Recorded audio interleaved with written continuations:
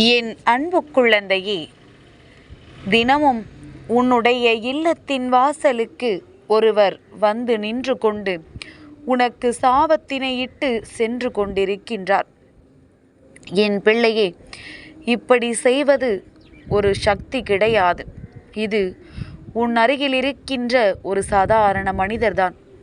என் பிள்ளையே, இவர் தினமும் உன் இல்லத்திற்கு அருகில் வருவதும் உனக்கும் உன் குடும்பத்திற்கும் சாபமிட்டு செல்வதையும் தன்னுடைய வழக்கமாக வைத்து கொண்டிருக்கின்றார். எதற்காக இவர் சாபமிடுகின்றார்? இவர் யார்? இதனால் உனக்கும் உன் குடும்பத்திற்கும் என்னவெல்லாம் நடந்திருக்கின்றது, என்னென்ன ஆபத்துக்கள் இனி வரப்போகின்றது என்பதனை உனக்கு சொல்வதற்காக இந்த வராகியானவள் நான் இன்று வந்திருக்கின்றேன். என் குழந்தையே, பொதுவாகவே இந்த வாழ்க்கையில் உன்னை சுற்றி நடந்து கொண்டிருக்கின்ற சில விஷயங்கள் உன் கண்களுக்கு சரியாக தெரிவதில்லை. நீ நன்றாக யோசித்து பார்த்தால் அது உனக்கு நிச்சயமாக புரிய வரும். என் பிள்ளை, நீ என்னென்ன விஷயங்களை எல்லாம் செய்திருக்கிறாய் என்று சற்று யோசித்து பார். யாருடைய மனதினை காயப்படுத்தினாய் அல்லது யாரால் காயப்படுத்தப்பட்டாய் என்று சற்று சிந்தித்து பார். உன்னை காயப்படுத்தியவர்கள்தான் இப்பொழுது உனக்கு சாபமிடுகின்றார்கள். என் பிள்ளையே, நீ யார் மனதையும் இது நாள் வரையிலும் காயப்படுத்தியதில்லை. பொறுமைக்கும் ஒரு எல்லை உண்டு அல்லவா? உன்னை பல நாட்களாக காயப்படுத்தி கொண்டிருந்த ஒரு உறவிற்கு நீ சரியான பதிலடியை கொடுத்திருக்கின்றாய். இந்த பதிலடியை அவர்களால் தாங்கிக் கொள்ள முடியவில்லை. அதற்கு என்ன செய்ய வேண்டும், உன் வாழ்க்கையில் எதையெல்லாம் அழிக்க வேண்டும் என்று அவர்கள் அங்கே திட்டமிட்டு கொண்டிருக்கின்றார்கள். அவர்கள் விடுகின்ற சாபம் பலிக்காது என்றாலும் அவர்கள் அந்த சாபத்தை விடுகிறார்கள் என்பது முதலில் உனக்கு தெரிய வேண்டும் அல்லவா? என்னவெல்லாம் சொல்லி அவர்கள் சாபமிடுகிறார்கள் என்பதனை நீ புரிந்து கொள்ள வேண்டும். ஏன் தெரியுமா? மனிதர்கள் இப்படியும் கூட பேசுவார்களா என்பதனை நீ தெரிந்து கொள்ள வேண்டும். இவர் தினமும் உன் இல்லத்தின் வாசலிற்கு வந்து உன்னையும் உன் குடும்பத்தையும் பற்றி வாயில் முணுமுணுத்து கொண்டு செல்கின்றார். அக்கம் பக்கத்தில் உள்ளவர்களும் இதை கண்டு கொண்டுதான் இருக்கின்றார்கள். அப்படி என்னதான் இவர்கள் இல்லத்தின் வாசலுக்கு வந்தவுடன் மட்டும் இவர்கள் புலம்புகிறார்கள் என்று அவர்களும் எண்ணிக்கொண்டுதான் இருக்கின்றார்கள். உன்னிடத்தில் கூட சிலர் சொல்லி இருக்கின்றார்கள், உன் இல்லத்தின் வாசலுக்கு வரும்பொழுது மட்டும் இவர்கள் எதற்காக முணுமுணுக்கின்றார்கள், அப்படி என்னதான் சொல்கிறார்கள் என்று தெரியவில்லையே என்று. என் குழந்தை, நீயும் இதை கேட்டவுடன் என்ன சொன்னாய்? என்னவும் சொல்லிவிட்டு போகட்டும், நமக்கென்ன என்று நீ சொல்லிவிட்டாய். ஏனென்றால் உனக்கும் அவர்களுக்கும் தான் ஆகாதே. அதனால் அவர்கள் சொல்வதை நீ பெரிதாக பொருட்படுத்தி கொள்ளவில்லை. ஆனால் அவர்கள் வாயிலிருந்து வந்தது அத்தனையும் சாபம். உனக்கும் உன் குடும்பத்திற்கும் அவர்கள் இட்ட சாபம் ஆகும் அது.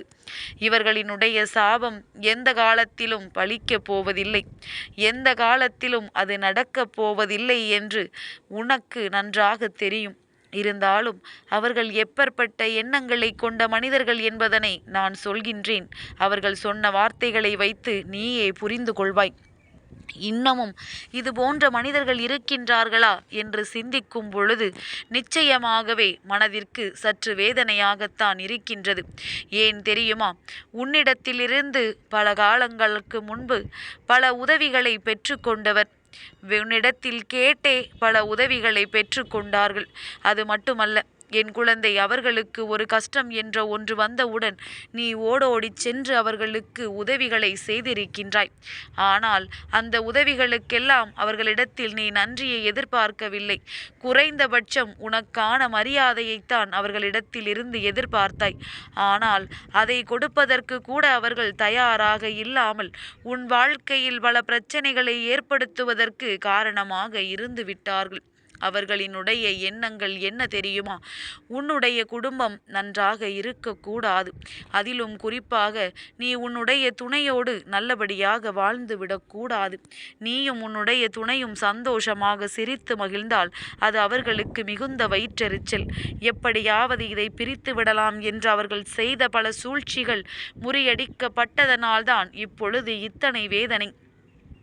உன் மனதிற்குள்ளும் எத்தனையோ எண்ணங்களை உருவாக்கி உன்னை காயப்படுத்த அவர்கள் முயற்சிகள் செய்தார்கள். ஆனால் அது நடக்கவில்லை. உன் துணையை பற்றி தவறாகச் சொல்லி உன் வாழ்க்கையை கெடுக்க நினைத்தார்கள். ஆனால் அதை நீ கண்டு கொள்ளவில்லை. மாறாக உன்னுடைய துணைக்கு ஏற்றவாறு நீ பேசியதனாலும் அவர்களுக்கு நீ முக்கியத்துவம் கொடுத்ததனாலும் இன்னமும் இவர்களுக்கு உன்மீது அதிக வெறுப்பு ஏற்பட்டது. அதனால் உனக்கு விடத் தொடங்கியதுதான் இந்த சாபமாகும். என் பிள்ளையே, அருகிலேயே இருந்து கொண்டு ஒருவர் இது போன்று செய்யும் பொழுது அதை நிச்சயமாக கேட்பதற்கு மனதிற்கு கஷ்டமாகத்தான் இருக்கும். ஏனென்றால் இது போன்றெல்லாம் ஒருவர் வாழ்க்கையில் செய்ய முடியுமா என்று சற்று யோசிப்பது கடினம்தான். மனிதர்களினுடைய எண்ணங்களை நாம் கேட்டு தெரியும் பொழுது நிச்சயமாக நமக்கே மிகுந்த மன கஷ்டமாக இருக்கின்றதல்லவா? என் பிள்ளையே, அப்படி இவர்கள் என்னதான் சொன்னார்கள், என்ன விஷயத்தை பற்றி பேசினார்கள் என்று அம்மா உனக்கு இப்பொழுது சொல்கின்றேன். அவர்கள் சொல்லிய வார்த்தைகள் ஒவ்வொன்றும் இதோ. இவர்கள் எல்லாம் எப்படி நன்றாக இருந்துவிடப் போகின்றார்கள் என்று நானும் பார்க்கின்றேன். இவர்கள் குடும்பமே நன்றாக இருக்காது. ஒவ்வொருவருக்கும் ஏதேனும் பிரச்சனைகள் வந்து இவர்கள் கண்ணீர் விட வேண்டும். இவர்கள் கண்ணீர் விட்டு கதறுவதை நான் என் கண்ணால் பார்க்க வேண்டும். இவர்கள் வாழ்க்கையில் நடப்பது எதுவுமே நல்ல விஷயமாக இருக்கக்கூடாது. யாருக்கும் நல்ல வாழ்க்கை அமைந்துவிடக்கூடாது. இவர்கள் நம் முன்னிலையில் கஷ்டப்படுவதைக் கண்டு நாம் சிரித்து மகிழ வேண்டும். எப்பொழுதுதான் இது நடக்குமோ தெரியவில்லையே. இந்த தெய்வத்திற்கு கண்ணில்லையே.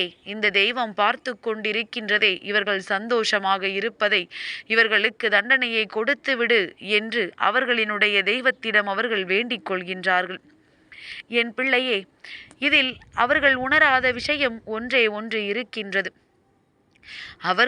அவர்கள் தெய்வத்திடம் உனக்கு கெடுதல் செய்ய சொல்லி கேட்கிறார்கள், அதிலும் அழிக்கச் சொல்லி கேட்கிறார்கள் என்றால் நிச்சயமாக இது நடக்காத விஷயம் அல்லவா? எந்த ஒரு தெய்வமும் தன்னுடைய பக்தையானாலும் சரி, தன்னுடைய குழந்தைகள் யாராக இருந்தாலும் சரி, அவர்களினுடைய மனதில் நல்ல எண்ணங்கள் இல்லாமல் அடுத்தவர்களின் வாழ்க்கையை அழிக்க துணிந்தால் அவர்கள் கேட்கின்ற எந்த ஒரு வேண்டுதல்களும் நிறைவேறாது என்பதனை அவர்கள் உணரவில்லை.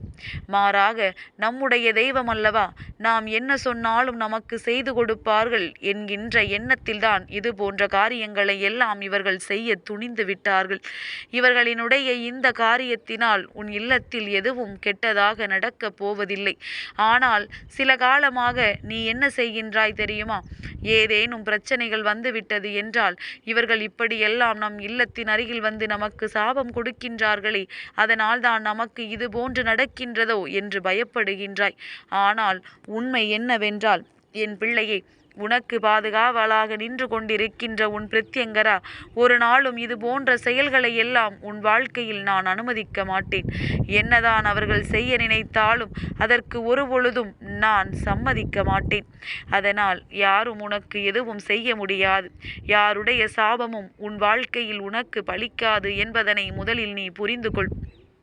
அதனால் இதை பற்றிய கவலை உனக்கு வேண்டாம்.